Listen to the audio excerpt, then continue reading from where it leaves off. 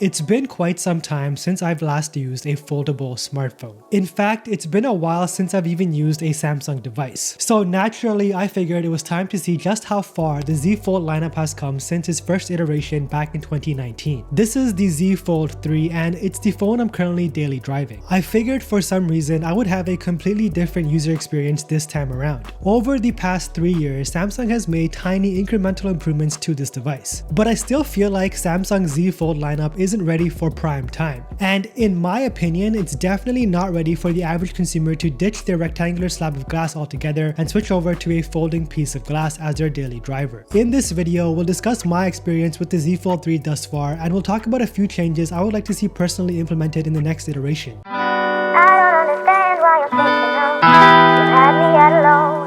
How's it going, everyone? My name is RJ and this is the Z Fold 3. Before we continue any further, just an FYI, I will be picking up the Samsung Galaxy S22 Ultra once it becomes available. So if you guys enjoy my Z Fold 3 coverage, make sure to drop a like on this video and of course subscribe to the channel for a lot more high quality Samsung content. So I decided to pick up this year's Z Fold in the midnight green colorway, and this color is low-key beautiful. I say low-key because unless you're looking at this under a direct light source, you won't be able to notice this green. Most of the time in normal lighting conditions, this colorway looks black with subtle hints of green here and there. Holding the Z Fold 3 in the hand, it feels very similar to the Z Fold 2, with a few minor differences that all add up to give you the feeling of a firm, well put together device. This year, the camera bump is smaller, the phone is overall 2mm thinner, the hinge is much more tucked in, and the phone does feel slightly lighter than the original Fold, which in my opinion are all much welcome changes. When I was reviewing the original Z Fold back in 2019, one of my major complaints was that the phone was just too heavy to use comfortably for long durations. With the Z Fold 3, while the weight is becoming much more manageable, I still need the weight of this device to be reduced by at least another 10 to 15%. You see, the ultimate goal for Samsung is to keep this phone as thin as possible, all while giving us the largest battery capacity possible. Because it's important to remember, at the end of the day, the battery, whatever size Samsung decides to go with, has to be able to power 2 screens simultaneously for at least 6+ hours. This year, Samsung was able to give us an IPX8 water and dust resistant rating, meaning that this phone can be immersed in at least 1 meter of water for at least 30 minutes, which is super impressive to me because this is a foldable device with a hinge, and Samsung somehow managed to give this phone an IP rating, which to me is absolutely insane. Of course, a key component of foldable smartphones is the hinge. With the Z Fold 3, the hinge feels solid. Opening and closing this phone has a good solid resistance to it that makes the phone feel durable and well made. According to Samsung, the Z Fold 3 can withstand 200,000 folds without being damaged. Just to put that in perspective, that means unfolding and folding your device 100 times per day for over a 5-year time span. So if you were concerned about the hinge's durability, don't be, because this is a well-made hinge. What I am concerned about though is dust particles ending up under the screen and ultimately damaging the screen. I can already see dust particles collecting within the hinge, and I do try to clean this up every 2 or 3 days. We have a cover screen on the outside which now comes with a 120Hz refresh rate to match the inside screen. The cover screen feels like a very tall and narrow phone. I do have some pretty average size hands, and reaching the top of this display is a mission. I usually just use the cover screen for quick text messages or scrolling through my Twitter feed. About 90% of the things I do on my Z Fold is all done using the inner panel. Once you unfold this thing, you are greeted with a massive 7.6-inch dynamic AMOLED panel with a 120Hz refresh rate and Corning Gorilla Glass Victus protecting the display. With the inner display, you get an 88.8% screen to body ratio, and this display is absolutely beautiful. This is the sole reason why I put up with this form factor to daily drive this thing. I am a huge display nerd, and there's nothing I like more than a nice big panel. Now you're probably wondering, where is the selfie camera? Well, Samsung decided to use some bleeding edge tech this year and opted to place the selfie camera under the display. It is a risk, but hey, in my opinion, it's better than a hole punch cutout or a notch. This selfie camera under the display is not completely invisible. I can still see it's there, and the quality isn't the greatest. Images coming out of this camera do look fogged up, and you can tell that the camera's algorithm tries to defog and clear up the picture in post. Now, I would be one to argue that you don't really need a selfie camera on the inner display. You see, the Z Fold 3 has a total of 5 cameras, 3 on the back, 1 on the cover display, and 1 found on the inner display. You see, my argument is to remove the inner selfie camera altogether. Reduce the price of this phone from $1,800 to say $1,700 and let users use the cover display selfie camera, or since this is a foldable, it is versatile enough to just use the main camera as a selfie camera. You also get a nice big viewfinder viewfinder on your right to align up the shot. So having an inner selfie camera is just redundant in my opinion, and if we can reduce the price of an already very expensive foldable by say $100, I'm all for it. But let me know if you guys feel the same way or if you think I'm completely wrong in the comments below. This year, a very interesting integration is S Pen compatibility. Since the display is 80% more durable to scratches, Samsung released a Z Fold compatible S Pen to the public. It's a great pen for note-taking or sketching with all the same S Pen features we've all come to love and expect. Except if I were you, I wouldn't apply too much pressure to the screen because you can end up damaging it. There is also nowhere on the device where you can store the S Pen. You do need to purchase a specific case with an S Pen slot to carry around this S Pen. I haven't had too much time to test out the cameras yet, but we do get a new set of triple cameras featuring a 12 megapixel wide, a 12 megapixel 2x telephoto, and a 12 megapixel ultra wide with a 123-degree field of view. On the outside, we have a 10 megapixel selfie camera, along with of course a 4 megapixel under the display camera found on the inner panel. I'll be talking more about the cameras in my full review, which should be dropping exactly 1 week from now. So make sure you guys have that bell notification icon turned on because you do not want to miss that review. Using the Z Fold 3 on a daily basis is a very powerful experience. And I say powerful because this is essentially like having a mini tablet in the palm of your hands. With new software features, this becomes a multitasking monster. You can force almost any app to work in multi-screen view. You can pin apps to the dock, and switching between applications is no issue at all thanks to the Snapdragon 888 processor and 12 gigabytes of RAM. At the end of the day, for $1,800 this phone is still not for the masses. It's still very much a niche device for a specific set of consumers. I do believe one day we will all adopt foldable devices, whether that be an iPhone foldable or a Samsung foldable. But it's not anytime in the near future. I think we're still about 3 to 5 years away. A lot of things need to be addressed before foldables can go mainstream. I do want the phone to become thinner and lighter with every iteration. I want the cover screen to be usable one-handed without having to strain my fingers to reach the top. I want to see a slot on the physical device to store my S Pen. And more importantly, I want to see better screen on times. Currently, I'm only able to get around 5 hours of screen on time per day before having to recharge, which for a device that's geared towards productivity isn't nearly enough screen on time. I will leave you guys with my original Z Fold review. There will be a link in the description below. As always, thank you so much for watching, and don't forget to fold with your tech.